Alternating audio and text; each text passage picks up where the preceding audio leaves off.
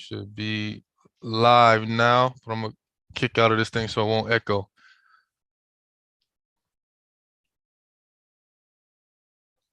All right. Oh, got it.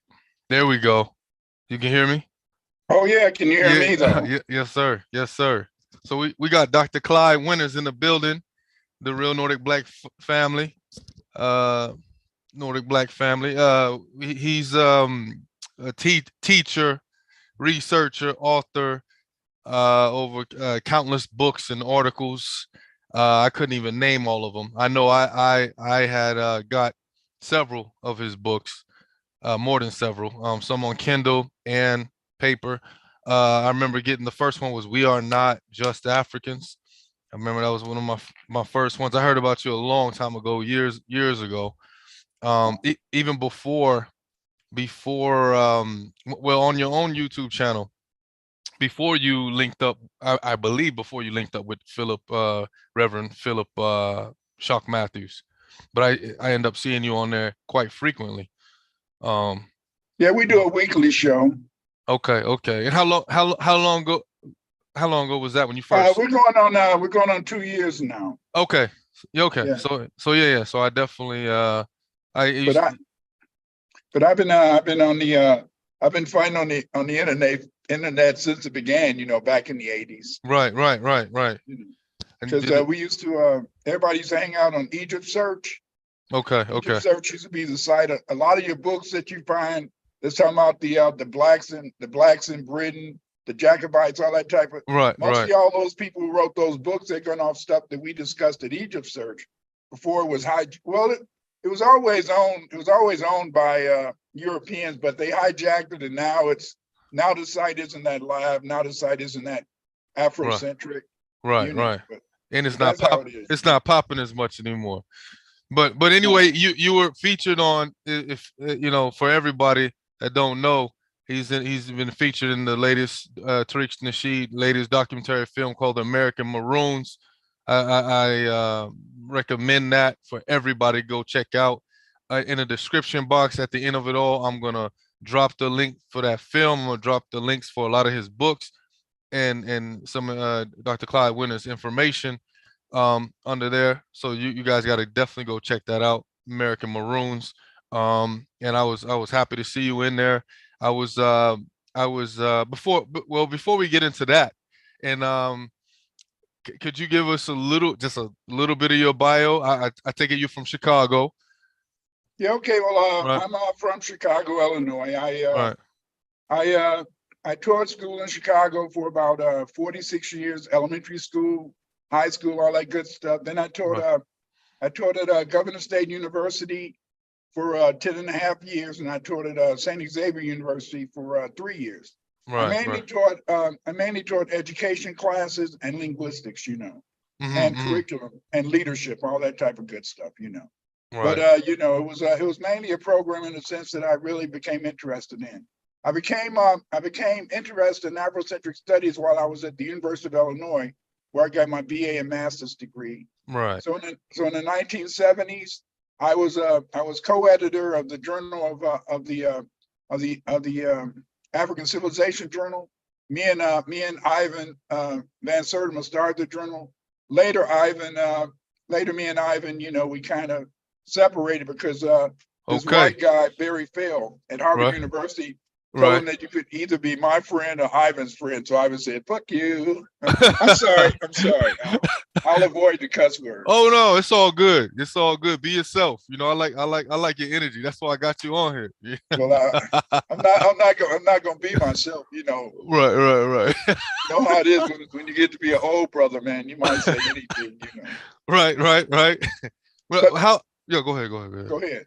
No, I was gonna say no wonder. So I didn't know that part that you actually worked alongside Dr. Ivan Sertima. No wonder you've really been into the Olmecs as well yourself, talking about it and writing about it and stuff like that.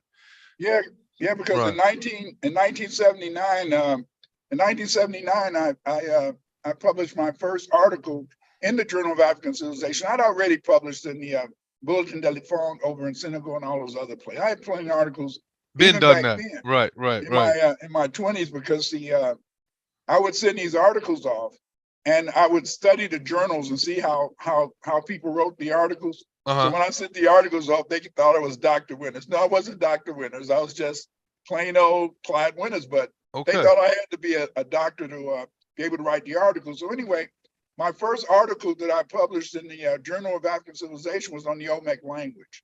So I've been working on the Olmecs for years and years. I deciphered all their inscriptions, all that good stuff. So before Dr. Ivan Sertima touched on it with his book, you've been on that. Yeah, I've been on it Okay. for a long time. Remember, Ivan's book was mainly in Ivan's book. He talked about the Olmecs, Right. but he mainly, in a sense, talked about the fact that the Olmecs, he thought they came from Nubia, and he didn't. You know, I looked at it from a linguistic and anthropological perspective. Right, right, And right. after I read this book called "They Came Before Columbus," written by Leo Viner. Okay, I read this book. I thought that was didn't Sertima have a book called They Came Before Columbus? Yeah, he wrote "They Came Before Columbus." Leo Viner wrote the African Discovery of America, something like that. Gotcha. Yeah. Wow. So Leo Viner wrote a different book, but in this book, The African Discovery of America, or something like that. What he did, in a sense, is that he showed this tablet. He showed this tablet, in a sense. Right. And after I saw the tablet, then I was able to decipher it, because the fact, in a sense, that the people who really founded the Olmec civilization were the Mandingo people, the Malinke Bambara speakers from West Africa. In fact, the Malinke Bambara, you know, they have a very interesting history, because the fact is that and what is their country of origin? For the people to know the. Okay, well, most of the Malinke Bambara Mandi speaking people today they live in the Niger. They live in the Niger Valley. Right. But previous to that, they lived in Egypt. See, Egypt in a sense was a Pan-African civilization. It had 42 different gods, 42 different states. And see, what many people don't understand is that many people that live in West Africa and East Africa today, they originally were part of the Egyptian civilization. Right. But see, we see Egypt as a monolithic, but Egypt wasn't a monolithic civilization. Right. It was various tribes. Or at least people mainly know about Nubia, and in the south a bit, and in the north, but they didn't realize how multicultural, I guess, in a sense it Egypt was, yeah. Right. See, people forget, in the sense that the first Kushite civilization was Tarseti. But the first Sipat is the name of the various cities or parts of Egypt. But the first Sipat of Egypt was Tarseti. Gotcha. You see. Yeah, see, they got tired. They didn't want to be called Kushites. Right, they wanted to be called Kemetru, because the fact, in the sense, is that they wanted to be called the blacks. And the reason they wanted to be called the blacks is because the fact is that, remember, the Sumerians, they called themselves Sagagiga, the Black Hebrews. The first civilization in China called themselves the Li Min, the black people. And then the first civilization among the Olmecs was called She, the black people. And so, because of the fact, in the sense that God created the universe, and if you remember, all the gods of ancient Egypt were black, or painted black in color. And so then, therefore, the Egyptians didn't want to be called Kushites; they wanted to be called blacks, because the fact, in the sense, is that showed that their unity and relationship with God, which was black. Right. Now, we're gonna be pissing off a lot of white supremacists with this. They love to talk about and try to call Afrocentric history or pseudo history, and stuff like that. What do you got to say about that when they? Well, see, they think it's a pseudo history. When they hear the word Afrocentric, like you like to use and stuff like that. Okay, well, let me explain to you what happened. What happened was that in 1991, this teacher in Washington, D.C., he investigated the authors of the what was called the Portland Essays. And the Portland Essays were used in school districts across the United States. It was mainly produced by the city of Portland. I think it's in Oregon. Yep. Oregon. Okay. Okay. And so then what happened is that the editors of the Portland of the essays were Ivan Van Sertima and Hunter Adams. You see, Asa Hilliard had told them that they should include me, but you know they wanted to keep all the money and the women to themselves. But I wouldn't have been. I would have liked the money, but I was married for 50 years with my wife, so I wasn't gonna cheat on my wife. Right. You know, you see what happens. You see what happens when people, you know, vaginas can bite you. Right. I mean. For sure. You know that. I mean, it can be cool, but when a woman want to get revenge, they can make it hard. So what happened is that in 1991, this white teacher in Washington D.C., he showed that Hunter Adams. See, Hunter Adams, he used to pretend. Well, he said he was a physicist. But this guy, in a sense, this guy in Washington D.C., he found out that Hunter Adams wasn't a physicist at Argonne Laboratory. Okay. He was a janitor. Wow. Yes, he was a janitor. Wow. And then I wonder how. So when they found he was a janitor, then they came to talk to Ivan. And so then Ivan had all these books. But see, a lot of people didn't know that those books that Ivan published on Camet, all those different places, he was the editor of those books.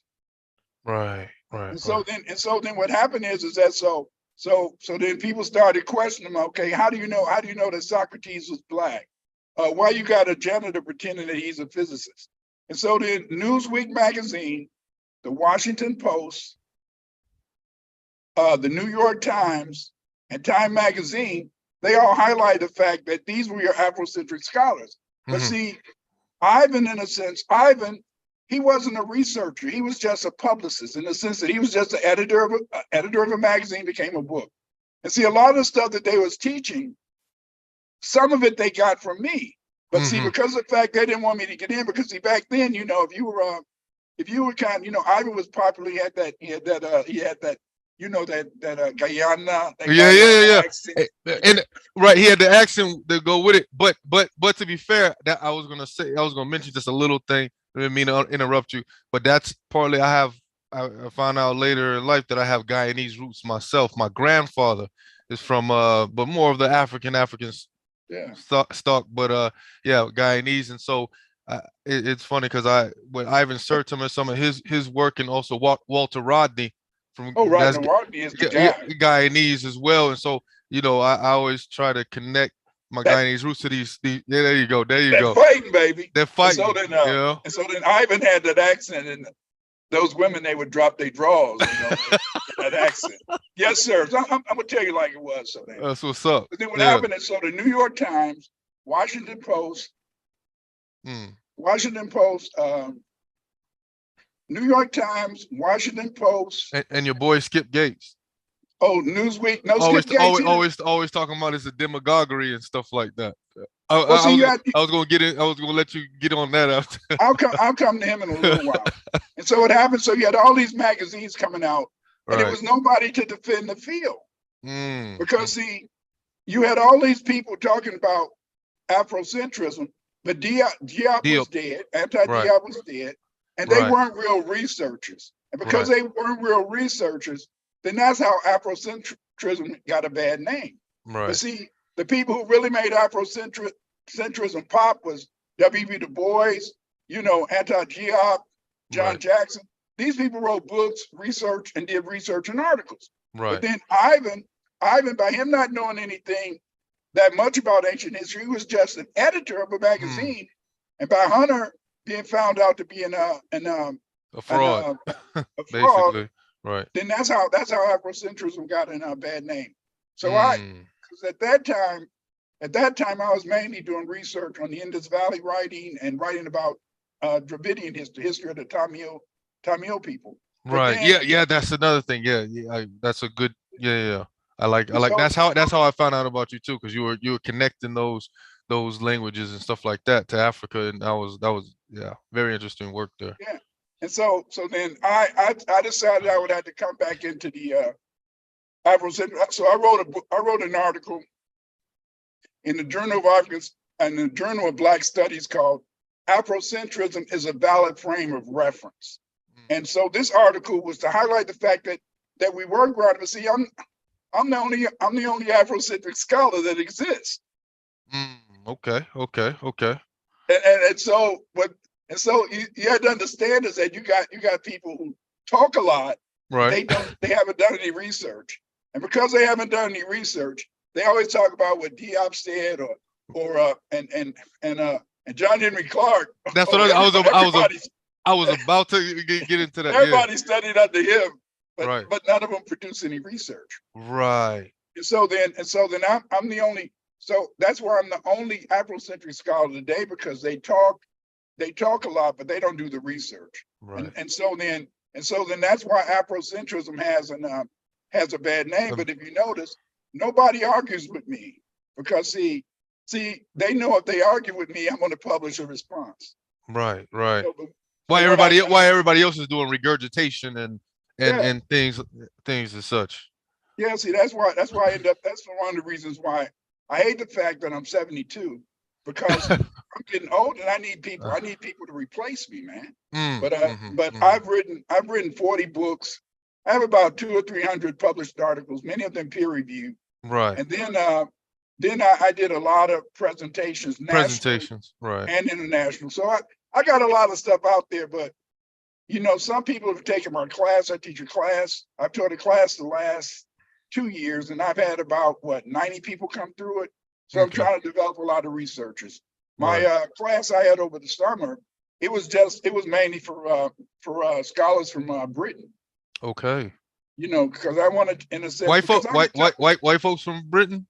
Black. Okay, I was just messing with you. Go ahead. No, white folks, they want to, in a sense, they don't want to touch me. They want to leave me alone. But see, when I'm dead, I deciphered what the Meroitic script, the Sumerian, Proto-Semitic, Mandingo. I deciphered about 8 or 9 different writing systems. And so when I die, the white people that divided up and they'll say, oh, Dr. Clyde Winters, in a sense, he deciphered this, but this is what it's really about. See, they'll steal my legacy. So what can I say? Right. But I'm not mad. Did you ever touch on the Minoan connection? Yeah, I deciphered that too. Okay, because I know G.K. Campbell. I know he had a book about. His book, in a sense, he hints around, but he can't read it. I can read it. Right. They call themselves They call themselves Captifu. Okay. And they spoke the Minoans, in a sense, were Garamonte, and the Garamonte, they were part of the Malinki Bambara tribe. Okay. Yeah. So see what happened. So then what happened is that back in the day, as I told you, I began when I was in university. For my master's thesis, I wrote an article called Zan to Zan. And in this article, I wanted to show the influence of African people throughout, from East Africa all the way to China. So that was my master's thesis. So then later, in a sense, I got involved in a sense. I read Leo Viner's book, Africa and the Discovery of America. And after I read Leo Viner's book, Africa and the Discovery of America, then what I did, in a sense, I found out that he mentioned the Mandi, and how the Mandi were tobacco traders, and that they traded tobacco all the way from Mexico up to Canada, and then many of them came from Africa and all that type of stuff. And so then when they published these inscriptions, and they said they were Malinki, so that they were Mandi. So what I did is that I studied the Malinki Bambara language, so I could maybe read the scripts. Then I found out it was a thing called the Bai script. Okay. So I said, wow, that Bai script, it looked like Proto-Sumerian. That Bai script, it looked like Minoan. Damn, that Bai script, it looked like a Lamite. So what I did is that Wow. that I studied the Sumerian language. Then I found out that Sumerian and Maliki Bambara were genetically related linguistically. When we say there's a genetic linguistic relationship, what that means is that these two languages, they may be spoken by different people, but there must be a mother language and they must have come from the same civilization. So I said, damn, I said, wow, that's interesting. Then I said, the Elamite language. Then I said, damn, I wonder is Elamite connected to Maliki Bambara? Then I found out that they were genetically related. Then I found out that did this Valley script, it looked like the Valley script. And I found out that the Tamil language was related to Maliki Bambara. And so what I did is that I was able to decipher Proto-Sumerian, Minoan, Indus Valley script, and the Elamite, Proto-Elamite script, based on the fact that these languages were related. But this is what I did.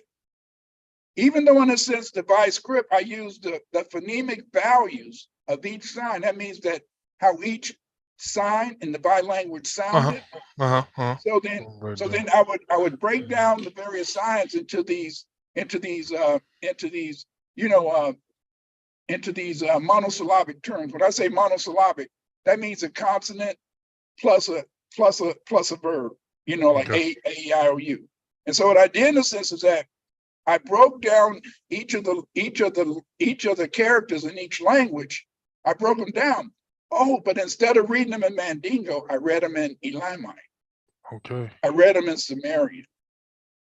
I read them in Maliki Bambara. And that's how I was able to decipher these languages. You see, in relation to Minoan, okay, see the Greeks, you have to understand there's an ancient model of history and there's a modern model of history.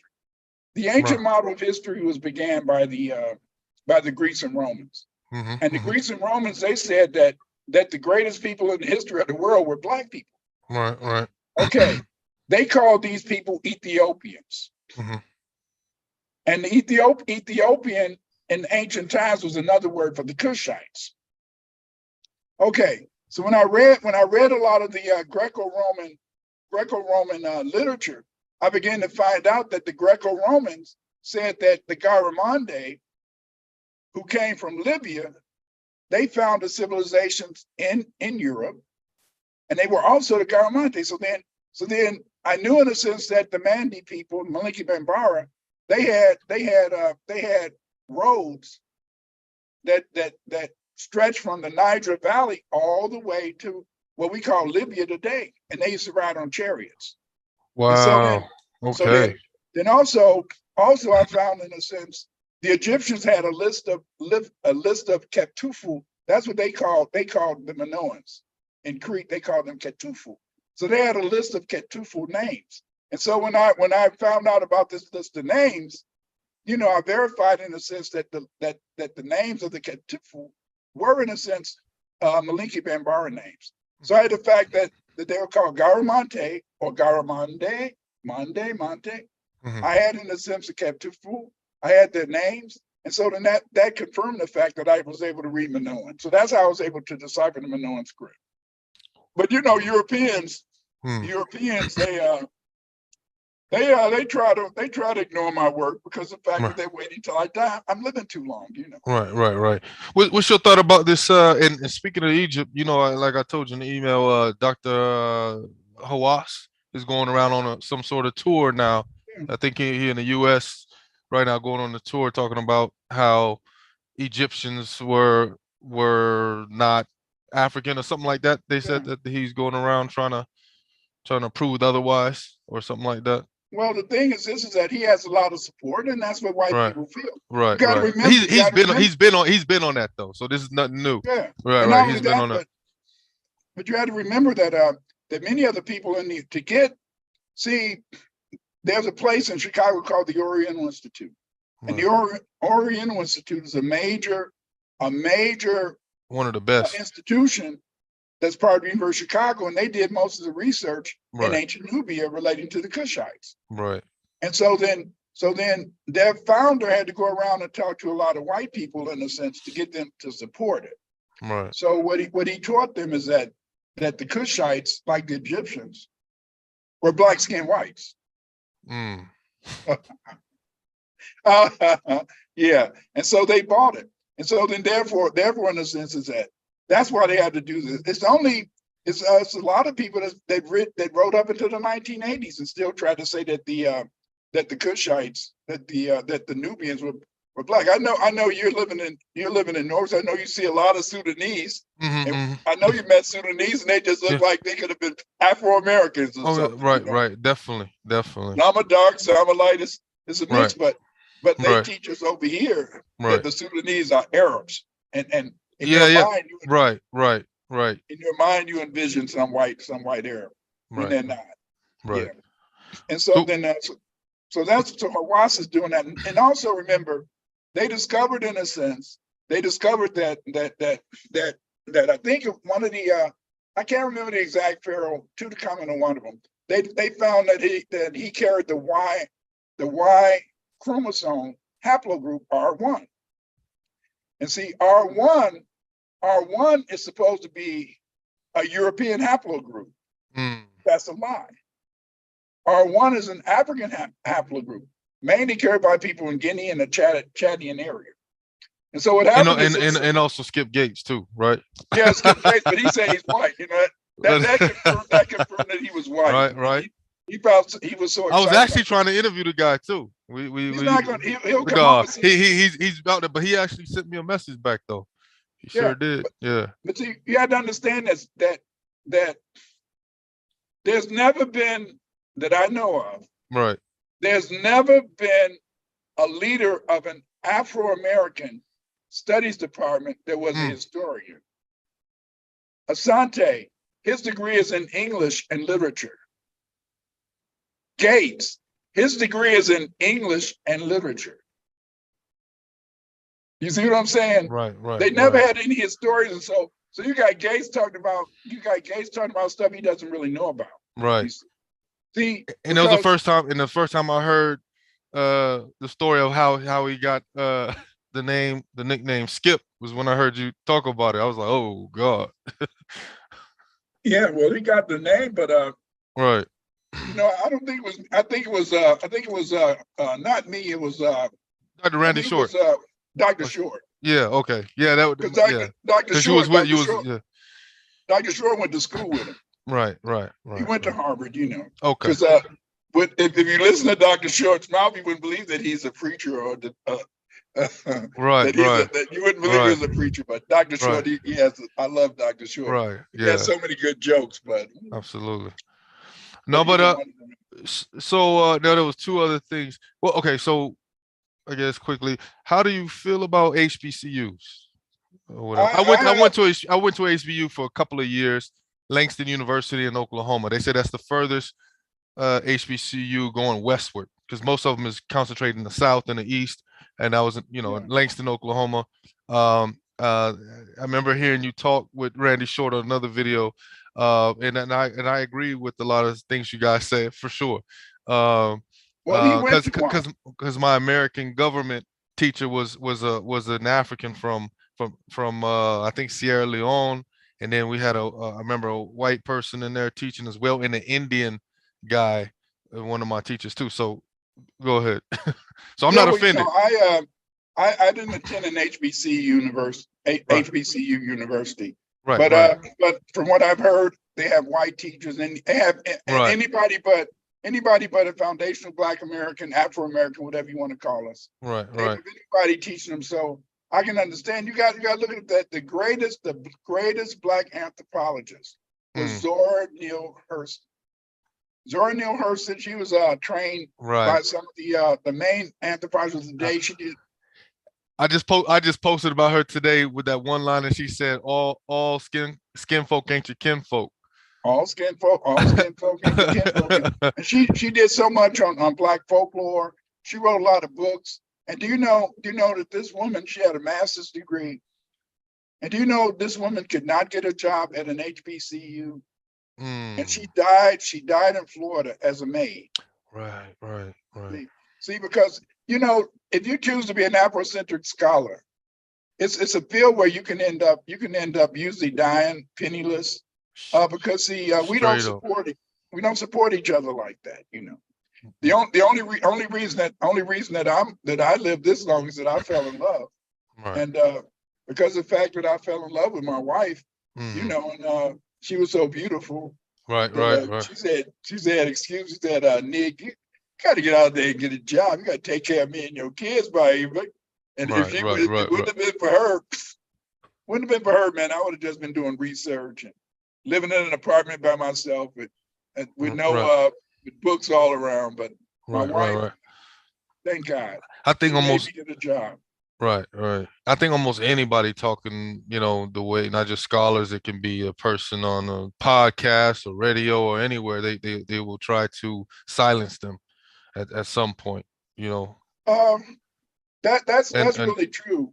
or not take them or have people not take them serious and things like that. And usually that ends up Kind kind of happening. kind of, but most of the people that you see on the podcast, they're not real researchers. They're No, not no, real no, scholars. no. I Yeah, they're definitely know that. regurgitators. Right, And because right, they're regurgitators, they're easy to confound, because they're talking about stuff that they don't really know about. right. But also you got to remember, in a sense, is that I did a video and I explained how most of the Frances Welsing, Yeah, she was a professor at Howard, and they fired her, right, you know, right, and right.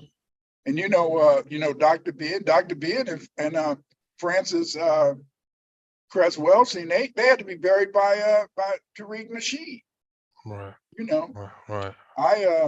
I got some insurance, and I told my kids, I said, well, y'all can go ahead and cremate me and keep the rest. Right, So hopefully, right, that could be that. right, But the thing is this, is that it's very difficult. It's very right, difficult to do this. I mean, considering the fact that I wrote 40 books and over 200 articles, and right. most of my articles, you can find them at Academia EDU. You go to Academia EDU, Clyde Academic. Winters. Yeah, they'll show them. And then Right. ResearchGate, I got some articles there too. Okay. But We'll try to but the put that in thing, the description as well. Yeah. yeah, but again, the thing is this, is that it costs a lot of money, but luckily my wife supported me, and my wife, I'd say, hey baby, maybe I can't pay this bill. She said, don't talk to me about bills. Is it paid? It'll get paid. Well, go ahead. Do Right, what right, you want to right. do. But because my wife supported me, and Supportive. she was 1,000% behind me. She said, you gotta love your people, Right, and that's how she felt. She loved us. She loved the race, and that was it. So she made right, me get a job. So all praise belong to God that right. I'm doing okay now. Now, you being from Chicago, and I heard you speak on this a lot about the Black Power movements and stuff like that, and how certain people get certain things a little bit twisted, and about the baby boomers and stuff like that. Could you touch on that? Well, the main thing is that I was a little angry because, see, Right, whenever I talk about whenever you hear Professor Black and the Black Authority, they right, always right, talk about in the sense that you can't trust no old nigga.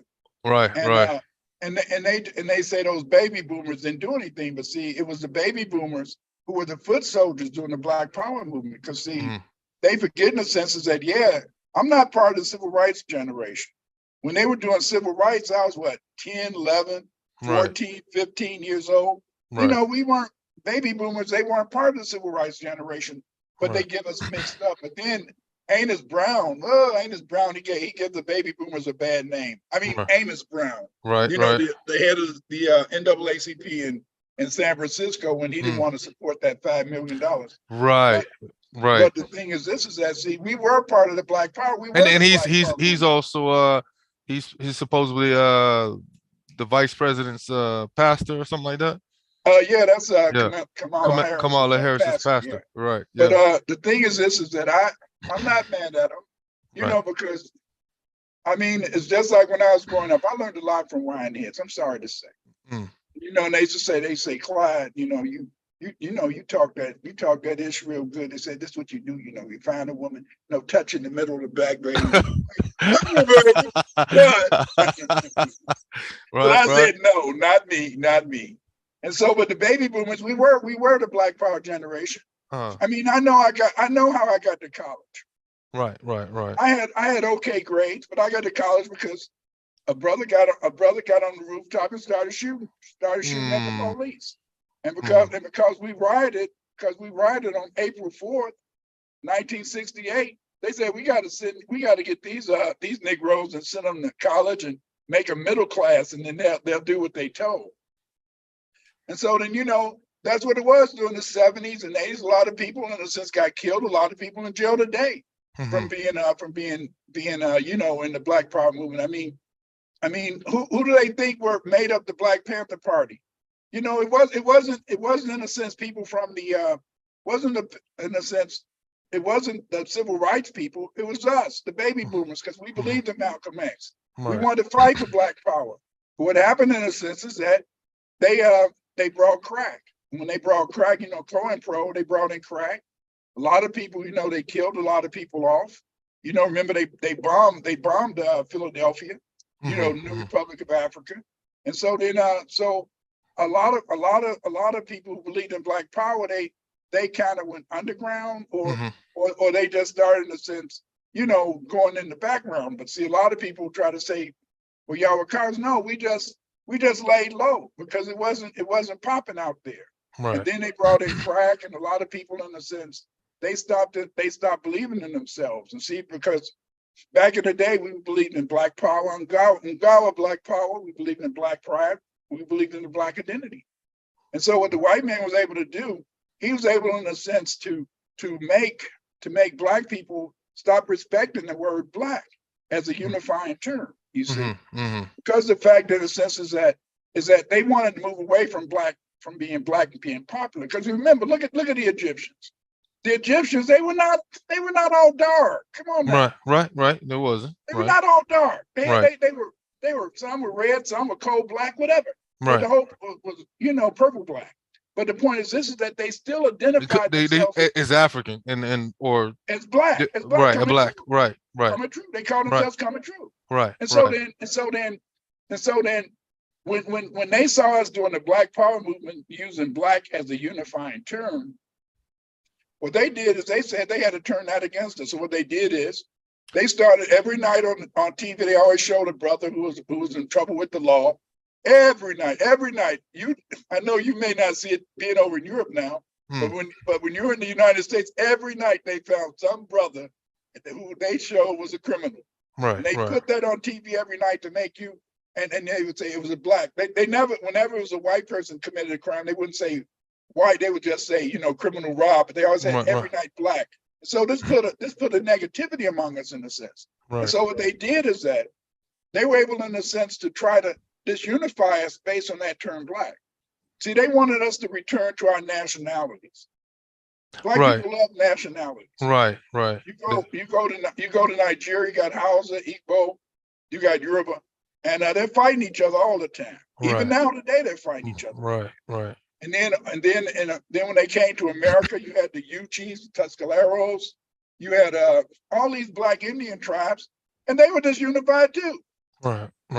And so the white man was able, in a sense, to control Black people based on nationalism. Right. And so today you have in America, instead of us saying we're Black and we're proud. That's what I was going to get into. You got for the people that's on this channel, first time hearing some of these terms, like you got the FB, I don't know all of them, but FBA with B1, ADOS, and people call themselves all kinds of stuff. Then you still got the Pan-Africanist still and this and that. But see, basically, in a sense, FBA is the best term, Foundation Black Americans. I'll explain to you why. Because see, as I said, we have all these nationalism, Black Hebrews, right, Black Muslims, then we got the Moors, then we got the Black Catholics, the Black Protestants. We got all, and then we got people who used to be Cherokee, their family Cherokee, like my wife, her her father was Cherokee and her mother was black, was descendant of Blackfoot. So then we got all these nationalities. But see, you know, Tariq Nasheed, what he did is that he found a uniqueness. See, Claude Anderson, he used to want to call us Native American. I remember that. Yeah, yeah. But a lot of people, they got confused when we said Native Americans by saying that we were Indians. No, we're foundational Black Americans. When you say foundational Black Americans, that means that we're descendants of the Black Aboriginal and the Sub-Saharan Africans who were chattel slaves. Right, because otherwise it'll be some white actress like Charlize Theron who's saying I'm African American too, and then she's, you know, from South Africa and she's in America. Then you got other people that, you know, when it comes to reparations and stuff like that. Man, right. African Americans have the richest man in the world. Elon Musk. There you go. Elon Musk is South African. True that. So we had to bring on a term. And he got a bunch of kids too. Yeah. Like, you know, I told somebody that he got about got a lot of baby mamas now. Right. You know, but again, so foundational Black American, what it does is that it returns us back to the 60s. When we were Black Power, Black Pride, all that type of good stuff. And see, the white man, the white people, they don't like that because see, there's no way that they can get involved in it. If you say you're DOS, descendant of slaves, you know, then this white people can say, well, a lot of Black people remember back in the day, they passed for white. So there's a lot of white people today who could say, I'm Black. Take for instance, most of the FBA people in Delaware and Connecticut, most of those Black people, they married white women, and today they're integrated into the white society. You see, so foundational Black American, even though people don't see that, but see, foundational Black American is a Pan-African term. Why is it a Pan-African term? Because it unifies all these diverse Black people in the United States that have different nationalities. You see, I don't know, but just like me, I know my mother. She told me when I was graduating from high school in 1969, she said, "You're part Choctaw." I said, "Part Choctaw? I don't give a damn about being no damn Choctaw. They always lose. You know, they had a lot of cowboy movies. Cowboys always kick the Indians' butts. So who wanted to be?" I said, "So I'd rather be African. We got an African ancient civilization, blah blah blah." And but I took a poll at my school in 1969. I found that 60% of the people, 60% of the seniors who were graduating, they said they had some African ancestry, some Indian ancestry, So again, a lot of us do have that, because what happened is that the first slaves in the United States were Aboriginal Black people. Now when you say you got some people out there saying Aboriginal, you say an Aboriginal, you got some critics saying, oh, you only use the Aboriginal word for people in Australia, and so that's because they don't understand the definition of addition. Remember, there's two definitions. They can stand. Yeah, that's true. They can stand you saying indigenous or foundational, but when you start to say Aboriginal as well, then yeah. But see, we like Aboriginal because Aboriginal in a sense means the first, and they were the first people, because there's also some other people that came in later, and that was the Mongoloid Indians. Right. And see, when the European first landed on the East Coast, they were nothing but Black Indians. But then over time, many Mongoloid Indians began to migrate into onto the East Coast. And so then that's why, but see, Benjamin Franklin, he decided in the sense that he could get Mongoloids, and that white people should marry Mongoloids because they were the closest to white that they could find. And so then that's why you find a lot of white Indians today, because the fact in a sense is that a lot of them married Indians. Because see, remember when Benjamin Franklin wrote this article in 1751, he said that the only real white people were Anglo-Saxons. He said the Russians, Russians, Spanish, Germans, they was all black, you know. Right. And you know, one of my favorite actors back in the day, his name is Arnold Schwarzenegger. Right. And Schwarzenegger means what? Black nigga, baby. What? Right. That's why you get that body. Right. You know, most white weightlifters have to take a lot of hormones and take a lot of those shakes. But see, because Arnold Schwarzenegger was a black nigga, Right. I'm only translating the German now. Right. Schwarzenegger. Right. You know, then therefore, since he could get that physique that drive, you know, it drive those women mad by him. Right. You better stay out of trouble over there now. Right. For sure. No, I was gonna say, so this movie Black Maroon and how it talks about black power and fighting and stuff like that, and black people fighting for freedom. Why do you think this film is so important? Well, this film is so important for two reasons. It does three things. You know, this is the only movie where you're going to find out a lot of history about the Moors in Europe and the Moors in America. Right. It's also a movie about the various. I learned some things in there for sure. You know, I'm not gonna give away the whole movies. I want people to go watch it, but we can give some things about it. But like the Dismal Swamp and all those things that happen in there, you know, some of the things I haven't heard of myself. Yeah. And then the second thing it talked about was the American Maroons. You see, because most people take it for granted that we was always getting our ass beat on the plantation and stuff like that. Right. And because we was always getting our ass beat, that we were a cowardly people. Right. Docile and, you know. Yeah, docile and all that good stuff. And you know, followers of Jesus Christ and turning the other cheek, you know. Right. So, and then the third thing that it talks about is what Dr. Randy Short calls urban maroonage. And see, and urban maroonage, that's his name for the Black Power movement.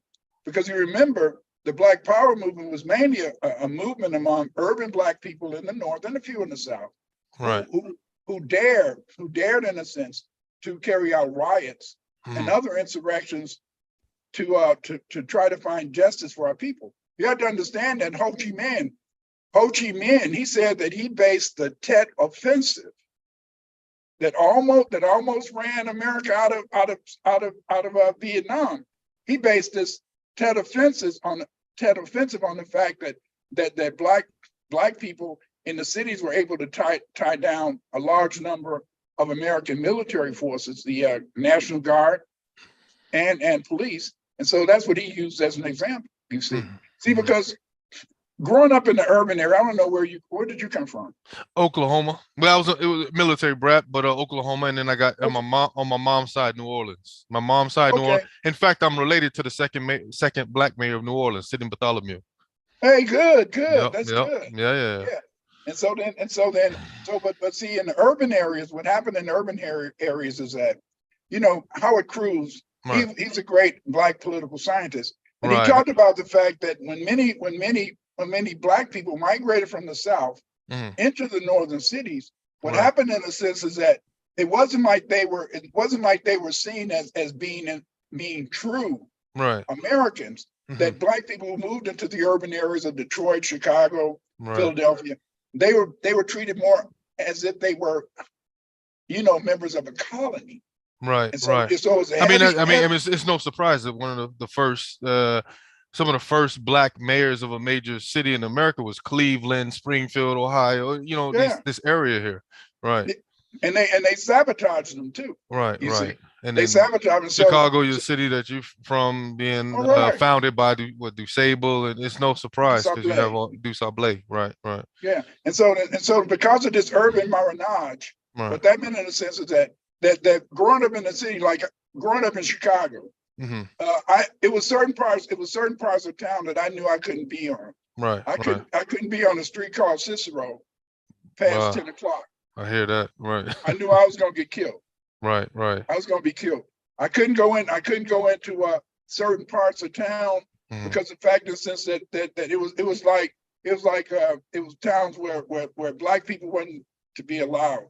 You know, my grandma and them, they could go over there and clean houses, but they better be out by 7 o'clock. Right. After seven, you might die. And so then So then therefore, growing up in the urban area, we saw white people, and we didn't see white people as superior to us. We saw them as people who, hey, I'll fuck you. Well, anyway, if we got in a fight, I would probably kick your butt, because I knew in a sense that if you were going to fight me, it's going to have to be 5 or 6 of you, because you wasn't going to approach me single-handedly. And so because of this urban marronage, or the Black Power movement in a sense, that's what came about. And so what Tariq Nasheed has done is that he brought us together to talk about the Maroons, but also to talk about the Moors and the urban marronage, or the Black Power movement.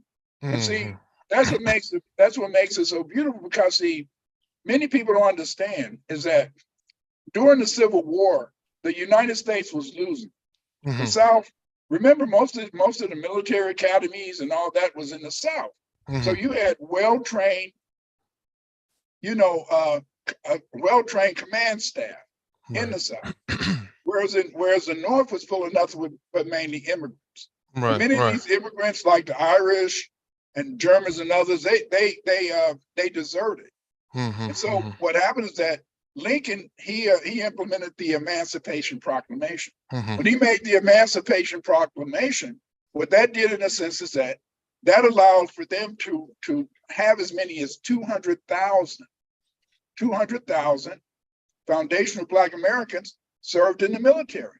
And many of these soldiers, they came from the Dismal Swamp.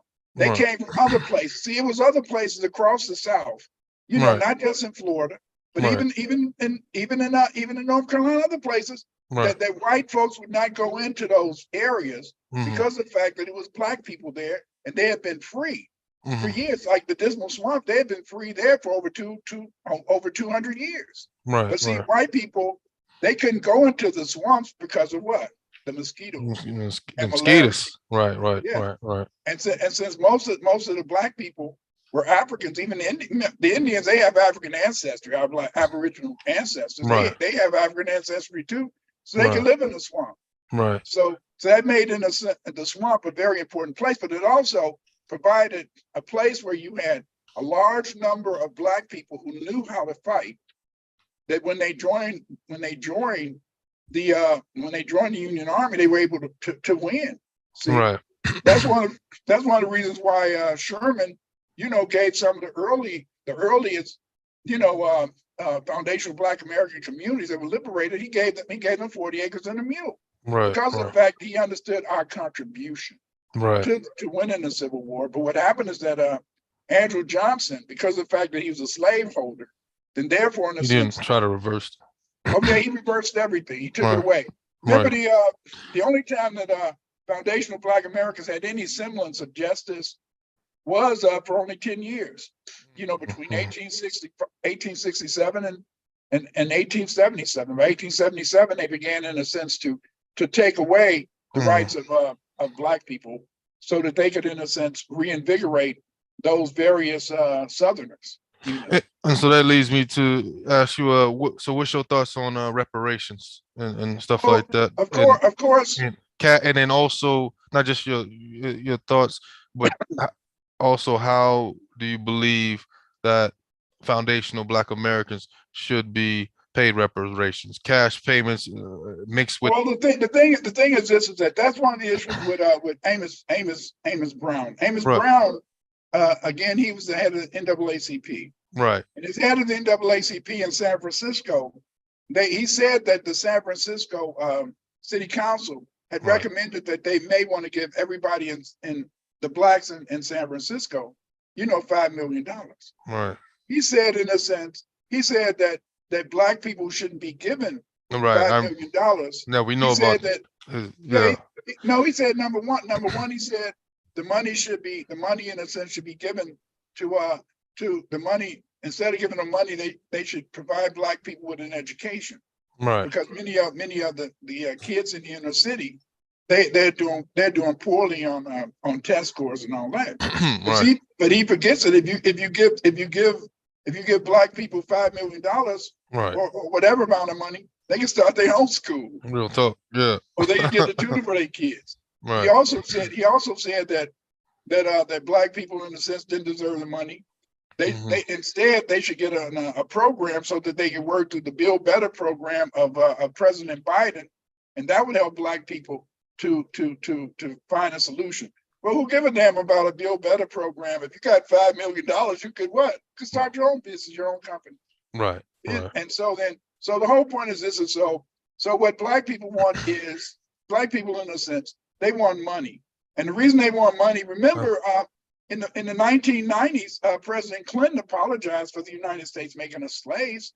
So we've already had an apology from the government, but we'd like to have money, right? Because you got to remember that many of the banks, many of the insurance companies, even Wall Street, right, even the bonds, right, all this stuff, bonds, bondage, right, Black people, right, everything, the whole economic system of America was based upon slavery. So therefore, since they refuse to pay us, then we should be given our reparations. Then they talk about the fact that after in a sense, after the Civil War, they put us into all these different different things to hold us back. My father fought in World War II. We didn't fight in every war that America had with any other country, including every one. So it's and then like after World War II, they wouldn't even give the Black soldiers their GI Bills. The only college they would let you go to was a barber's college. Right. They built these suburbs. They gave loans, and they specifically made it so that our people couldn't get this stuff. Right. Now some people like I know John Henry Clark, he was able to get his monies, and that's how he went to college, and that's how he became a professor, etc. But for the most part, everything has been geared to hold us back, and so then therefore, in a sense, they don't want to give us, but reparations are needed and reparations are necessary. But see, you have to understand this is that the whole world follows FBA. I truly believe that too, straight up. And the reason the whole world follows the FBA is because of the fact that, in a sense, is that we're the only people that were slaves, and today many of us have more money than our former slave owners. Many of us have become millionaires. Yeah, there's some people living in poverty. When I was growing up, just about everybody you saw was on aid and stuff. My father, he worked. I was with my father. He had jobs, so he worked and all that. But the majority was on aid. Today, white people still think the majority of Black people are on aid. We're not. The majority of people on aid, as it's always been, are white people. Because a lot of us, in a sense, took those opportunities to move ahead, took those opportunities to get those government jobs. Yeah, we had to mainly get government jobs. They didn't hire us for corporations, etc. But we've done well. And look at us. Look at us as that seed for years. For years, they lied to foundational Black Americans and said, you don't have a culture. And see, what it was is that we are the culture. Right. The music, we made it. The food, we made it. Right. The English language, we made it. How many people you run into over there in Norway? In Norway, always giving a knuckle tap. White. How many white people do you find when they make a mistake? Says, "Oh, I made a mistake now." They say, "My bad." My bad. Oh yeah. And so then therefore they hijacked our culture because America didn't have a culture. Because the white people, they wanted to bring over here the classical music from Europe. They wanted to bring over here their dances from their own communities. So we made the American culture. But until now, they hijacked it and made us feel we didn't have a culture when the American culture is us. But see, we are the foundation of the country. And then people say, how are you the foundation of the country? Immigrants came over here. Yeah, immigrants came over here, but by the time immigrants got here, we had already built all the trains. There's the Chinese. The Chinese, they built the train from California. We had already built trains in California. Right. Mostly all the railroads own slaves. Straight up. And these slaves, they built it. See, we built the country. We cleared the land. You Right. see, we used to have pyramids. We used to Right. have pyramids. Yes, you don't see any pyramids today, do you? No, no, You no, don't see no. any black castles today, do you? Because see, Right. what happened is that as the white man expanded westward and expanded into the south, and to build his trains, he needed dirt. Mhm. He needed stone. And Right. remember, when you once you get out of the northeast, out of the mountains, it's nothing but flat country. Mhm. The only thing that was there was what? Our pyramids Mhm. and our mounds. And what they did is that they would tear the pyramids down, the stone pyramids, and use the stone to make buildings. They would use the stone and the dirt from the mounds to build the railroads. Because under the railroad, you got to have rocks, Mhm. you got to have wood, timber, you got to have dirt. You know, because remember they kind of build up a little higher. And see, it was no dirt. It was no dirt out there on the plains. Right. There was no stone out there except the buildings we made. Right. But see, Right. that's why today, in a sense, they had to hijack our culture, they had to hijack our heritage so Mhm. they could give themselves a heritage. Just like how today they try to steal Egypt, like Hawass. You Right. know, what was the Right. name of that? What was the name of that comedian? They canceled his tour in Egypt.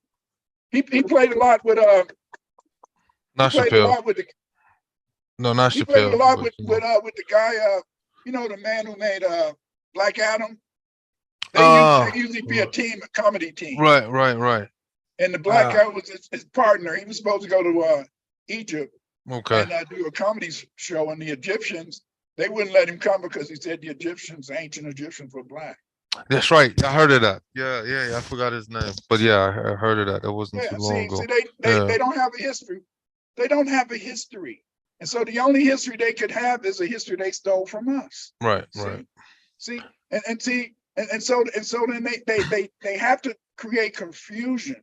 And see, Right. that's what makes Like even like the language I heard you talking about how the relationship between African and Arabic language, uh, or and then also Moors coming from Senegal and Yoruba living in Phoenicia, originally Phoenicians and stuff like that. A lot of these connections that you but even in discover. Norway, Right. haven't you noticed that the real blondes have wide noses and big lips?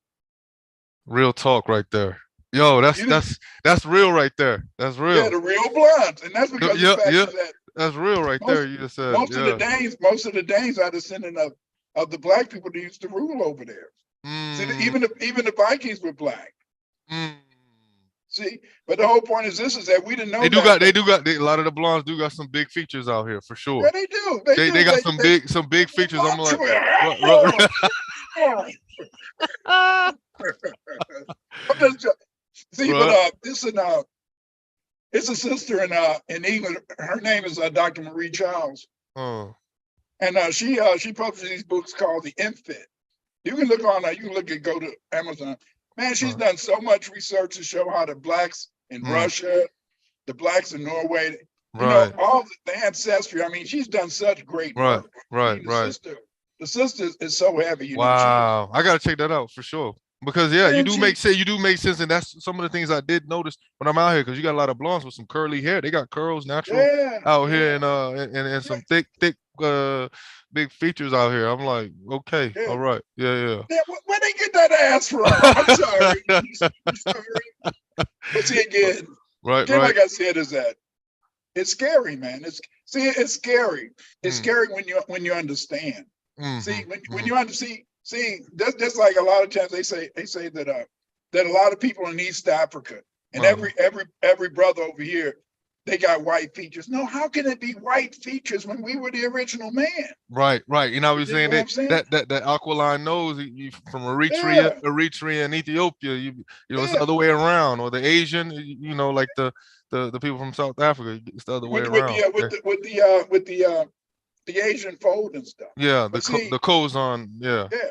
But see, they ain't convinced us that we gotta have every time you light skin, you gotta have some white in your blood, you know. Right, right, right, Or right. you had your great grandma had to have been raped. No, it ain't Right, like right, that. right, right, right. But see, but the whole point is this: is that that's what makes it so terrible. And see, That's what many people hated about me being an Afrocentric scholar. Right. You know, because I had this guy. He was a troll for years until he died. Because remember that thought. But no, that's what I was going to ask you. So I'm sure you had, like you said, you had a lot of issues with being so outspoken and unapologetic as you are. Well, see, I mean, it's just like now. You can't. I had people try. I've heard of people try to do a Wikipedia page Right. of Clyde Winters. You cannot find a Wikipedia page of Clyde Winters. You can start one today, and they will get rid of that. But what they do have a rational wiki page. Okay. And this rational wiki page not made by you. It's not made by me or anybody. It's made by a troll that hates me, and he's been following me for 7 years. And so on this site it says that Dr. Clyde Winters, he's a black supremacist, and this guy, he's made it so that you can't write a Wikipedia. They got Wikipedia pages on everybody, but you go to Wikipedia now and put in Clyde Winters, they don't have one of me. Right. You see, because the fact, in a sense, is that they hate the fact. I had this one troll, and he followed me for years, and these trolls, they couldn't understand. They said, how can this Afrocentric scholar declares he's an Afrocentric scholar, says he's Afrocentric, says he's a black man from the South Side of Chicago. How can this brother get peer-reviewed articles in genetic journals? And they're so upset, but they don't understand. If you're a researcher and you know what you're doing, then you're going to get published. Right. But they hate it. They hate that stuff. And so this troll, he's been able. If you go Google my name now, they have all my accomplishments, all my books. I've written for Ancient Origins. I've done this. I've done that. But then it'll always be posted there that I'm a black supremacist on Rational Wiki. And the reason that he can do that is because I guess he knows how to really do a lot of publicity stuff. But who gives a damn, you see? Because see, the point is that I could die tomorrow. But I got 200 articles saying that black people the shit. Right. I got 40 books saying that black people, what we've done, and it has a citation. Right. I've got peer-reviewed articles talking about our genetics and who we really are. You see, so I mean, hey, so what? So if I die tomorrow, my work is still out there. Right. And see, that's the beauty of it. And so they can't stand the fact that I am a scholar. And so because they're used to these regurgitators, they're used to people walking down the street in New York City talking about their Afrocentric this. And they're not. They're okay, but they're just regurgitators. They're just right. See, I'm talking about stuff that I've done. Talking about researchers and stuff like that, right? And so it's a strange thing, but the beauty of American Maroon, as I said, is that you're going to learn so much about the Moors. You're going to learn what they did, and see, I've been trying to get somebody to really do some research on the Moors because many people don't really know about the Moors. Right. You know, all they say is these black people. They ruled much of Spain, France, you know, from 711 to 1492. But they don't talk about the contributions to the culture. The fact that every university, you know, was founded by the Moors. Right. The technology they did, the fact that they built these beautiful buildings. See, they've conditioned us to believe that black people have made no contributions. But those great monasteries, those castles in Europe, you know, the clock tower in London, they were all built by black people. Right. And they weren't slaves. Right. But they've conditioned everybody to believe that you have to be a slave. You see, what happened, the best thing is when we talk about the fact that Britain, in a sense, was basically most of the elites in Britain were all black.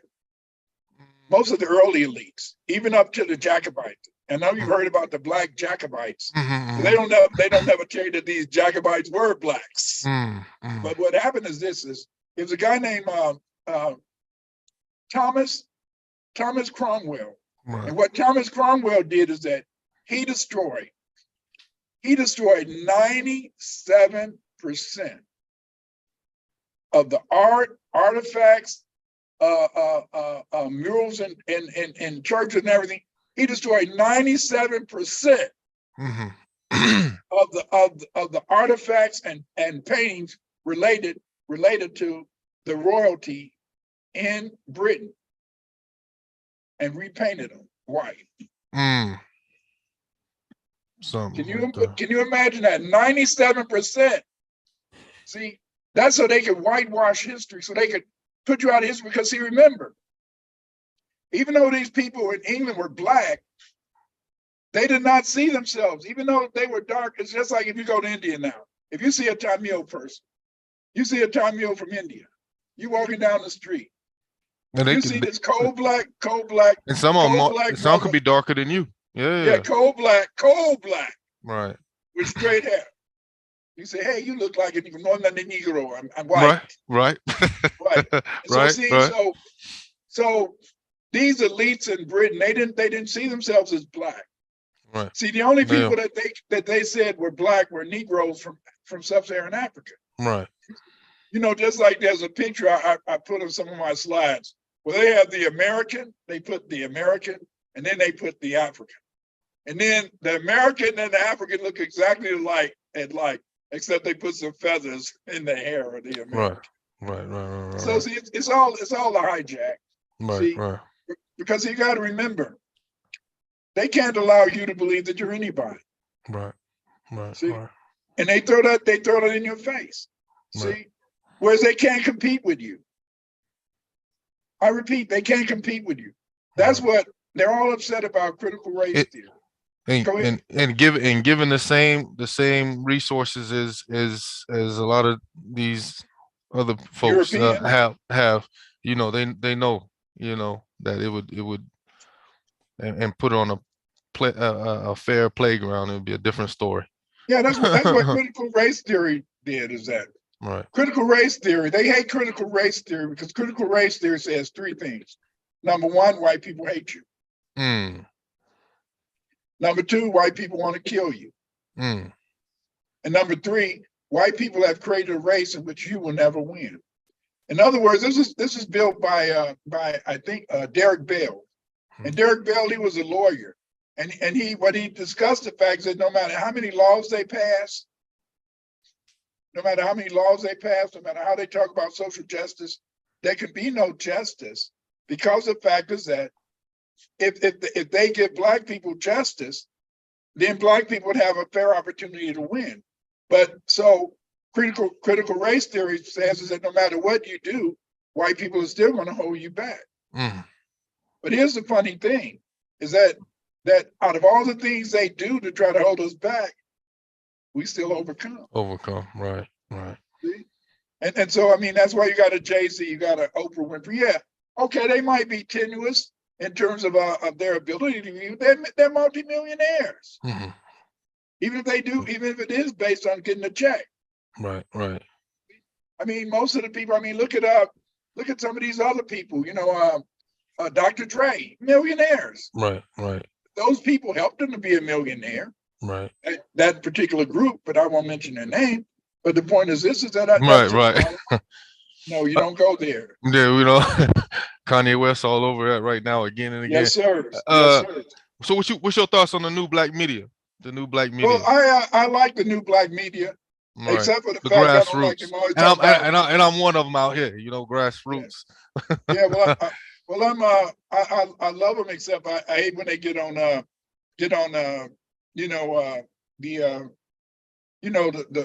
my generation, and he attacks us. True that. We're not. I don't like that. Right. But other than that, I think it's cool. I love Professor Black. He's a very good writer. Right. And I love the fact that he's doing daily thing. Yeah, he's on it. Posts. Right. And then you got the Black Authority. He likes the Black Authority. So at one time, I thought they were the same person. They were just, you know, the voice a little bit. They almost sound the same. I'm like, this is he coming in and start a new channel with it? At first, I'm like, I got it. But then I've been hearing a lot of people said they saw. So okay, but yeah. The Black Authority. He mainly, in a sense, he likes to to deal with themes in a more deeper fashion. You Right. see, Right. and then you got Tariq Nasheed, and what make Tariq Nasheed so good is that he keeps up with all the popular stuff. Right. Right. Damn, I can't keep up with all the stuff and see. Right. Right. Right. Right.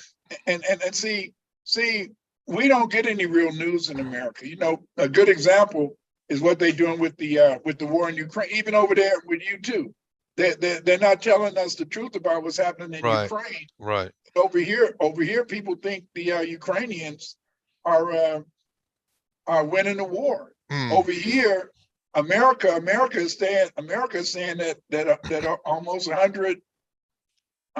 200,000 Russian soldiers have been killed during the war. But the BBC showed that it's only been 16,000. Right. But they also admit that 150,000 Ukrainians have died, as opposed to 16,000, because they keep trying to do these so-called, invasions, or trying to go back. Right. And the Russians just put them under that artillery, and they just killed them like flies, man. Right. It's really a shame. But again, but what's happened is that although our media only says whatever the president wants them to say, right. The new black media, what makes them so good is that by them being on social media, we're finding out more about what's happening in the different cities, the different towns, and it spreads faster. And they're making those mainstream media outlets switch things up, change, a bit. I see they're making them right. A good example is with the Shaquilla, the girl who got killed in Mexico. Remember with her? Yeah, a lot of people been getting killed in Mexico. A lot of black folks been, stuff been happening to them when they went to Mexico. Well, my son is scary. He said he's not going. He canceled the trip, but most of the black people getting killed are the black people who don't go to the resorts. They drive in. But if you notice, after they killed the last people, those black people in Mexico the other week, the cartels, they turned in the people who did the murder. That's right. Right. Because because remember, many of the cartels, the way they launder their money is through the resorts. Right. See, you might go to a resort in Mexico, and you might spend in a sense $1,000, but instead of you spend $1,000, then the cartel can add on another $9,000, and then launder that money and make it legit. Right. And so see, a lot of the cartel, they didn't like those black people getting killed because it's bad for business. Right. But again, a lot of people go down there for medical and all that type of stuff. Right. True. I mean, they'll skin you down there. Yeah. Right. I mean, hey, I know my son, when he was in the Navy, he said he went to Guadalajara. I mean, this kind of scary, he said, going to these places, because for sure. I mean, if you don't know nobody, and hey, they'll cut your throat. Right. I heard you. We about to get off soon, so it won't. We've been on for a good bit, but the name, I heard you talking about the name Kunta and stuff Kunta. like that. Okay, well, see, Kunta, they made a movie. Alex Haley, and in the movie, he talked about the Kunta clan and that one of his ancestors. And the roots, right. And so what I found in doing my research, that the first king of Shang China, Huang Di, when you really pronounce it, is instead of Huang Di, it's Kunti. Kunta. So the first king of the Xia dynasty in China was, in a sense, a Kunta. The first leaders of the Elamite civilization was a Kunta. They belonged to the Shu clan.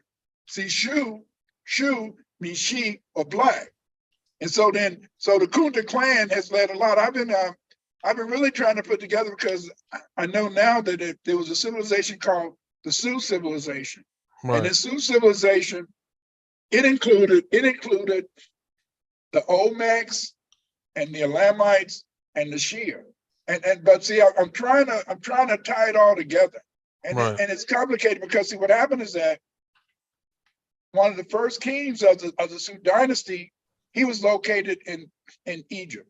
Let me explain to you. When they talk about Hyksos, the Hyksos, Right.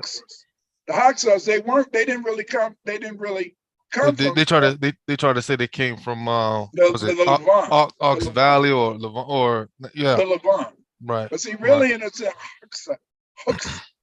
Hooks really is the original name that you call the Cushites, and they lived in the Lower Egypt. And so when we see the Hyksos, they were really Cushites in Lower Egypt. And so the Cushites in Lower Egypt and the Cushites in Nubia, they were putting a squeeze on the Egyptians in Upper Egypt. But the Egyptian Upper Egypt, they were able, in a sense, to unite, and then they were able to conquer the Huthites Right, right. in Lower Egypt and also the Nubians. So that's another very important thing. And see, there's always been this conflict. And this conflict has been between being a Cushite or being an Egyptian. And as I Right. tell you, the first city, the first nome or Sipat in Egyptian history was Tarseti. But Tarseti was also a Cushite kingdom. But see, as I told you before, they wanted to move away from being called Cushites to being called Kametru, the black people.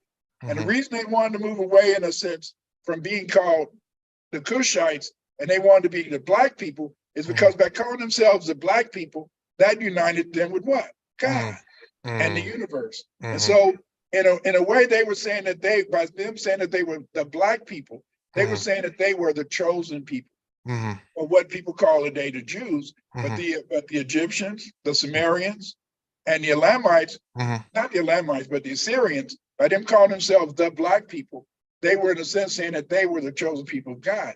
And that's why, with us being the most dominant black people on the planet Earth, the fact that Tariq Nasheed has decided that we should call ourselves not from a white definition, because remember the white people, they're the ones that encouraged Jesse Jackson to call us African American. Right. But see, by Tariq Nasheed saying that foundational black Americans, what he's done is that he's put us on the established of the ancient Egyptians, the ancient Elamites, ancient Sumerians, those higher order black people who recognize, in a sense, our identity with the deity, or with the one, or the only one. And see, this is the whole point, is that it is not so much that we're calling ourselves black. You don't call yourselves black because it's a color. Right. You call yourselves black because the fact is that it's that unifying term that brings us together, just like in Egypt. Egypt had 42 separate Sipats, with 42 different gods. But they unified, and they, in a sense, allowed, the king of Egypt. Remember, the king of Egypt, he wore the white crown and the other crown. I forgot the color. The other one was red. Yeah, the red and the white crown, because it was a symbol of the unification. And that's what FBA is. FBA is the unification of the foundational or the native black people who built this country, who happen to be, of Aboriginal and, in a sense, and sub-Saharan Africa, but also it was a lot of black Irish here too. But see, the first chattel slaves after the Aboriginals were these black Irishmen who were Catholics, who were made chattel slaves. See, we always hear about the white Irish. Right. The white Irish, they came over here as indentured servants. Right. And see, these white Irish, they were brought into the land by Oliver Cromwell to take over the lands that he killed. Because see, Oliver Cromwell, he was black, but he was a Protestant. But Oliver Cromwell, he killed 500,000 black Irishmen. And then he sent, I think it was over 300,000. He sent over 300,000 black Irish, not as indentured service, but specifically as chattel slaves. He sent them to the 13 colonies and to Jamaica, Bermuda, and Barbados, you see. And so then therefore, in a sense, they were chattel slaves. That's why a lot of Jamaicans have Irish names. But when you do the research, there were the names that they have of Irishmen, like Daly, all that type of stuff, they weren't slave. They weren't, in a sense, slave masters. these were Black Irish people who were made chattel slaves. And see, this is the whole point, is that it's this whole idea when we come to reparations. We want reparations because the fact is that we were made chattel slaves. You see, chattel slaves. See, so the first slaves beginning in 1634 were Aboriginal Black people belonging to the various Black tribes. The English made them chattel slaves, or slaves for life. And they made them slaves for life based on the fact that they were defeated, and because they were defeated during war, they could be slaves for life. Then between 1654 and 1660, Oliver Cromwell began to send the Black Irish chattel slaves to the 13 colonies. See? Because the first sub-Saharan African was not made a slave until John, I think his name was John Anderson, who was an African himself, but he had been an indentured servant. Once he got his freedom, he made this other indentured servant into a slave. So we find, in a sense, that sub-Saharan Africans did not become slaves in the United States until after 1669, based upon Anderson going to court and forcing this guy to have to work for him for the rest of his life. So we see first the Aboriginal Black FBA, then we had, in a sense, the Black Irish, and then finally, in a sense, the sub-Saharan Africans. So we were made chattel slaves, and they made all this money. Just like one of the things that's destroying the banks in America is the bond market. And see, most of these bonds, the bonds began by, in a sense, people were, in a sense, getting a number of bondsmen, a number of people down in the slave places. And then they the average slave cost about $1,000, $2,000. So you put 10 of them together, that was $10,000. So they could use that as to finance their firms in the South, and also to finance, in a sense, various businesses in the North. See, even the bonds that we use today came from slavery. You see, Wall Street, and Wall Street. In fact, it began as a place to sell slaves in New York. For sure. So the whole economic system of the United States is based upon chattel slavery.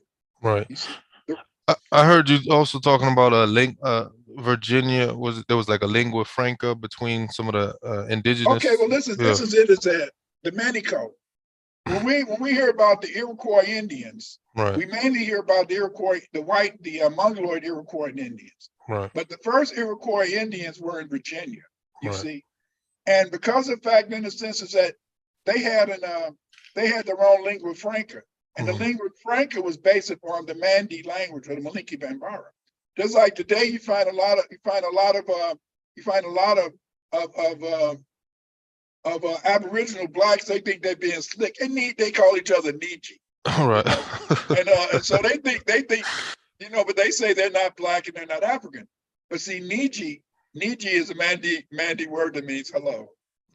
It's also, in a sense, it's based upon two words. Ni, in a sense, is the human, and then ye is bro. It's like saying, "What up, brother?"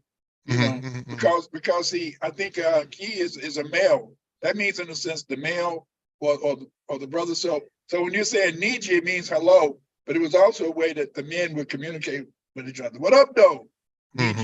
So see, these people, they're running around, but because they don't know their history, and therefore, in a sense, they think that this is some term that came from the Lenape Indians. No, it came from the Manican, because see, many of the Indians in Virginia were descendants of the Manican.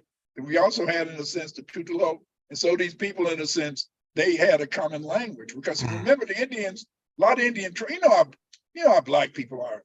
I don't know, you grew up down south, but if you come up to Chicago, you can find about five Black churches.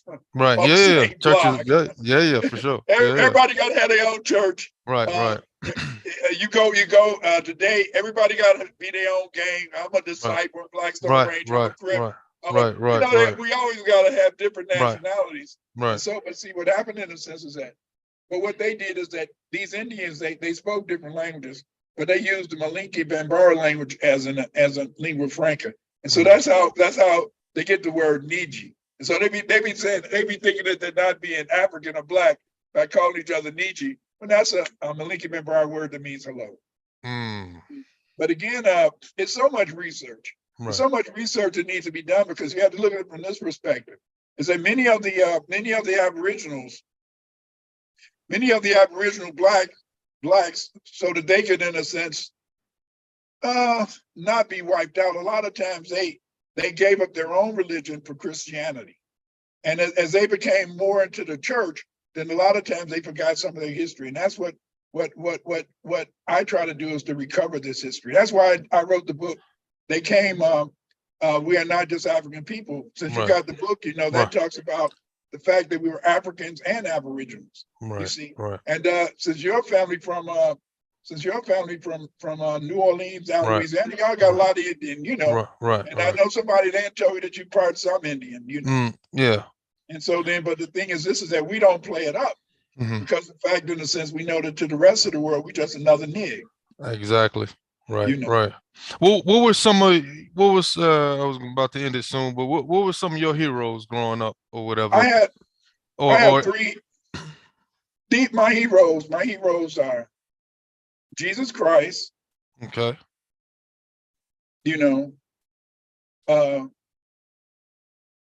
John Brown. And Nat Turner?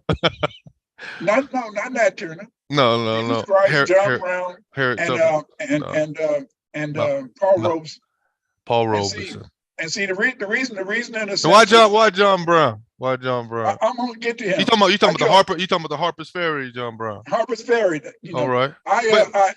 One thing, and I didn't mean to cut you off. Because I always say this to people when they talk about. I was like, you see, certain white supremacists so crazy that whenever they found one white guy that was willing to kill other white folks for abolition of slavery or whatever, they had to end up making him crazy. Yeah.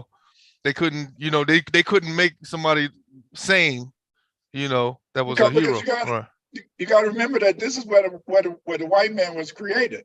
Right. Those people over there in Europe, so they do not think about being no white man. You're fucking German. I can't stand your ass. Right. Oh, you French, you sneaky little bastard. Right. Italian, you better not mess with my women. Right. Their nationalities. And because they see nationalities, and therefore that's how they respond.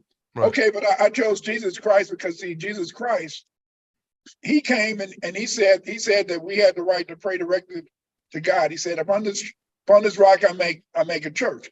He didn't believe in temple religion. He believed in the sense that you should build a relationship with your creator and that you could pray to God without going to the preacher, the Kohen, or the Imam. Okay, I chose in a sense, I love John Brown because John Brown, he had principles. And because of the fact that he lived out principles, he's ready to sacrifice his life for his principles. And then Paul Robeson, I played football, high school and college.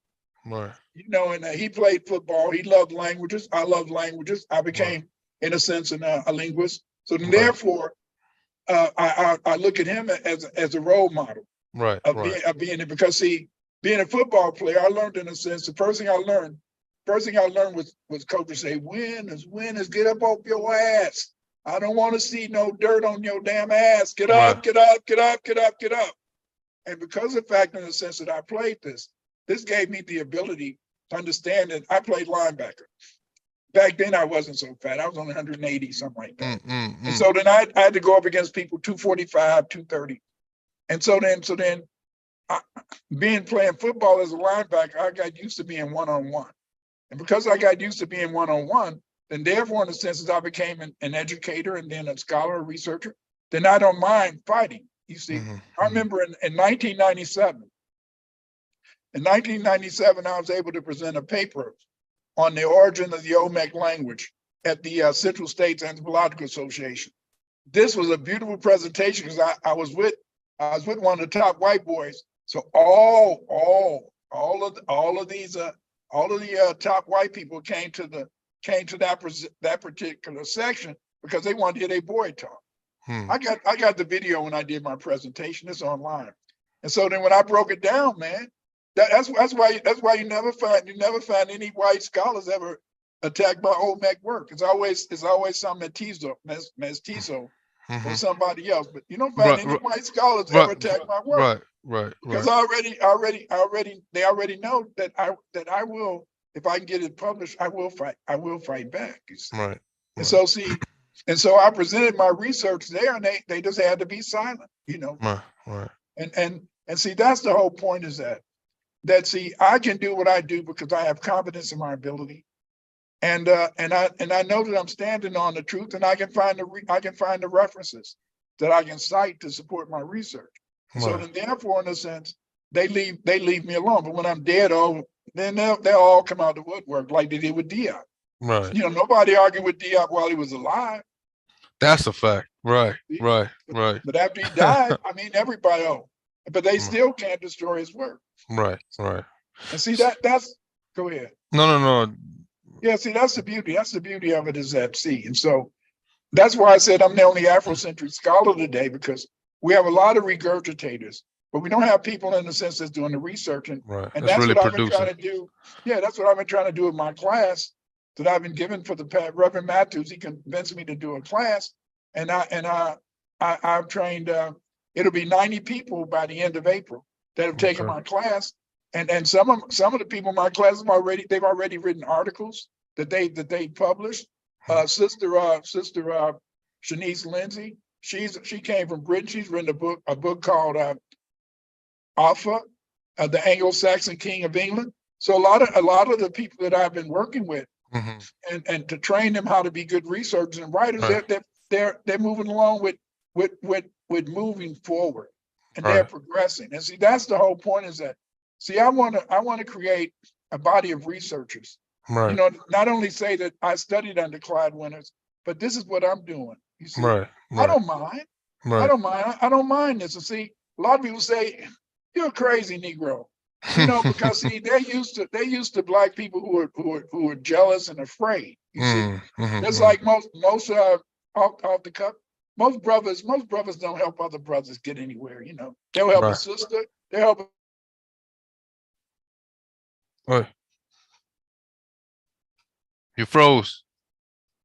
He froze a bit. Oh, whoa. No. Tell me he froze.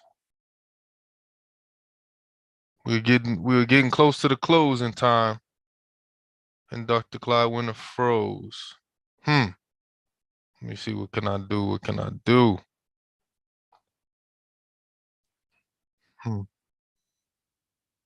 White man, he gonna get a sister. So the only person. Yeah. Hello. Hey, how you doing? Okay, cool. Cause you have frozen a little bit. Now you back. Yeah. Well, what they did is that. Because lastly,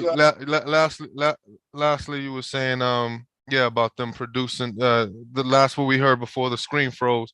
You're talking about how that, you know, some of the students that you have, they're producing work and stuff like that. They're producing a lot of good work. You know, one time when I must have made somebody mad, because once when I was at Reverend Matthews, they cut us off on Facebook everywhere. Right. Maybe it was something they didn't want the audience to know, but the family had to understand is that they don't hate you. See, the most hated people on the planet Earth is the foundational Black American male. And the reason that they hate the foundational Black American male is that you're just too damn nervy. They're afraid because we're getting attacked from all angles. Yeah, and they don't understand how they can attack your ass. You still get up and you still keep fighting. Right, for sure. And that's scary. That's scary because see, that doesn't mean that you want to die. Right. Because we've been conditioned to be afraid to die. Nobody wants to die. Right. I love God and I want to go to heaven, but I'm afraid to die because I don't know if I'll go. Right. But see, you as a man, even though you understand what could happen to you, you still have the nerve. Right. And see, that's the thing that they hate about a brother, is that a brother can have the nerve to stand 10 toes up and try to fight for justice and truth. Absolutely. You know, and so you know, when Bill, he once wrote about these two sisters, and he asked him, he said, why do y'all keep fighting the white man? Why do y'all keep doing this? And she said, we fight just to get on their nerves. Because we was taught like that. When I was growing up, I was a coward in a fight, and my brother went home and told my mama. My mama said, Butch, you take Clyde up there, and if Clyde don't fight, I'm whooping your ass, Clyde. Right. Sorry. My daughter, I got 5 boys and 1 girl. And my daughter, one day my son came home and said that KK didn't fight. I said, well, KK, and her mama, me and my wife, we told her, better go back up there and fight it. We whooping your ass. Right. That's just the way it is. I don't know about you. But Right. your parents probably told you the same way. Got my they didn't want you to kill nobody. Right. But they wanted you to fight. Right. And so because of the fact that so what do you say to people that when you fight this fight, speaking against racism, especially when you were younger, and then because you see a lot of younger brothers that some of them, they're always saying that people that fighting against racism and talking against racism all the time, almost every day, doing what they do, they always say how they're so angry. You say, why are you so angry all the time? Why you keep on talking about racism on a daily basis and stuff like, because I get some of this too. I get some of this, and I'm just saying, what do you say to that, to people that's always and I always say, I mean, if you're not angry, what's going on, then something's wrong. I mean, I just put it like this, is that I talk about the truth, and you can't help but be angry. But the point is this, is that you said how your mother and father raised you. Right. I tell you how my mother and father raised me, and I tell you how I raised my kids. And so it's a fight in you. You don't even know why you're gonna fight. Right. But it's one thing that you do know as a man, is that you do not want anybody, you're not gonna bend the knee over no bullshit. Right. And so then this is what they're confronted with when it comes to the FBA male. Right. The FBA male is not going to bend the knee over no bullshit. Straight up. Right. And so it's a manliness. It's a manliness. Mm. That's why they emulate you around the world. You can go right now to the Middle East. You can go to Korea. That's a fact. South Korea. And everybody emulate you. Yeah. They do that out here. They do that out here. They may not like me, not want to hang with me. They would, whether they wear the same type of clothes or the same type of swag, but they don't want to. Yeah, I know what you're talking about. That's for sure. Yeah, and the thing is, that is the swag. See, right. And see, that's the whole point, is that to just think about people hate you, and yet they want to be you. It's deep.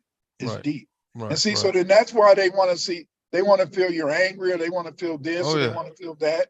But really, in a sense, just like we have some people who's gonna be watching this right here, and the people that don't like me or whatever, they surveillance. They're always seeing what you up to. Even your naysayers, they're still looking. They still checking out what we're doing.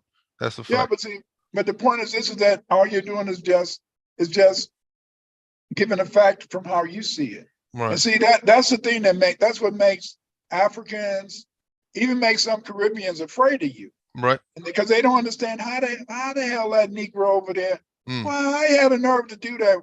Why is he saying that? We supposed to be nice to the white folks. You're respectful to everybody. Right. I bet you. But I tell you this, because of that manliness that you've been taught by your parents, you're still going to try to do what you can to be truthful and honest. Right. And see, that's a big weakness. Right. That's a big weakness for the average black man, is to be truthful and honest. Right. Because to be truthful and honest, that means that a lot of people who aren't sincere, who aren't truthful, who aren't honest, that you make them afraid. Right. So lastly, where can we find some of your your work and stuff like that? You said for folks to go, for the people to go. Okay, right. You can go to Google, and on Google, they'll have my website. My website is OMEC98, and if you go to that website, it's gonna show you. I got 5 websites full of information. That's what I'm saying. I got a whole. What's your main ones though? OMEC98. OMEC98, right. OMEC98 at it'll pop up. Right. It'll pop up my website. Right. And you go to that website, it'll lead you to my other websites. Okay. And one of my websites does have all my articles I've done on genetics. Okay. And then it's that type of stuff. Then Shock Matthews too. Go into Shock Matthews too. He'll see Yes, you there on a Matthews. regular basis in a way. Yeah. You can see And my you video. also have a YouTube channel too. Yeah, Clyde Right. Winters. Right. I have over 200 and some videos. Right. I have hundreds of videos that deal with all aspects of history on YouTube. Right. Then you can order my 40 books. You can order one of my 40 books. And I hope you will buy one of my books from Amazon.com. Right. Then just put my name in and all type of stuff gonna pop up. Right. And and because the point is this is that I've been doing this for years. Right. Absolutely. I've been, and the point is this is that it's to establish truth. Right. Establish justice. See, we don't have to lie about anything. Right. Because the knowledge is out there, the facts are out there. You see? What they say, scholarship beats hollership every time, huh? You got that right. And so what's the last message can you leave us out on for the Black diaspora out here, and as well as lastly, giving a brother a plug, for them to like and subscribe to the Real Nordic Black channel. Well, the thing is this is that first of all, number one, I hope that you'll once you post this, you'll give me the address. Absolutely. So I can put this on my show tomorrow when I talk. Absolutely. Every day I talk at 3 p.m. Central Time on Reverend Matthews' platform. I would appreciate that. I'll send it. I'll send it once to you you get via everything, email. I'll send it to you. Yeah. All I can say is that for you guys in the diaspora, stay strong, keep strong, understand in a sense that try to be your manly or womanly self, and try your best to understand that you compromise when necessary, but you be strong when necessary. In other words, this is what it is that you don't be foolish. You don't try to hurt yourself. You don't try to, in a sense, do anything to demean yourself. But at the same time, even though you're a representative of FBA, first of all and foremost, you're a man or you're a woman. Absolutely. So therefore, you have to demand respect. And once you demand respect and you give respect, you find in a sense that all white people are not your enemies. But at the same time, you have to always be cautious. You have to always be woke. What do you mean by woke? Remember, woke in a sense, they've used that as a bad word over here. But it began in a sense by Black people recognizing awareness. Right. Awareness. Keep your eyes open and know what's going on. Because see, everybody, all your kinfolk, all your skinfolk and your kinfolk. That's for sure. Skinfolk and your kinfolk. and 9 to 1, most of the people that you're gonna run to over there, out of 10 people, 5 gonna be either military, gonna be military intelligence, CIA, or working for the state. Always understand that, but remember in a sense is that you're not doing nothing subversive. Right. You're not there to tear the world down. Right. You're not there with a bomb. Right. See, and that's what you got to always remember is that be you, and by being you, that's how you survive. That's how you prosper. Just be you. See, that's the whole point. A lot of us we change, we give ourselves up. We want to think we're always trying to, in a sense, feel that somehow we're going to lose. No, you're a winner. You're a winner by the fact that you're able to go over there, and no matter what opposition, no matter what they do to you, no matter how it is, you're gonna find a way to make it and prosper. Absolutely. And that's about being FBA. It's the ability. That's right. God grant your prayer. I say, because the point is this is that you are not just a survivor. You're a person in a sense who shares your prosperity. And what is your prosperity? Your prosperity is that smile. See, they don't hate you as an FBA because you're always looking angry and you got a frown on your face. They hate you because you can smile and still keep going and find a way to surpass any obstacle they put in front of you. Keeping it moving, man. That's what we do over here. Keep your head up. Keep your head up. All right, Dr. Clyde Winters, I appreciate you taking the time out, and even though we didn't start right on time when we were supposed to, but we definitely did the thing and spent enough time chatting for the people. and that get to know you.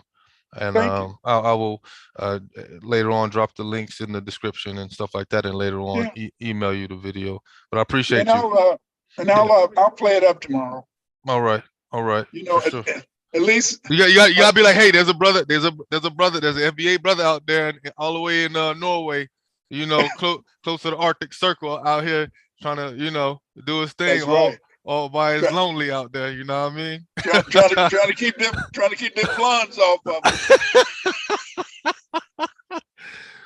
All right now.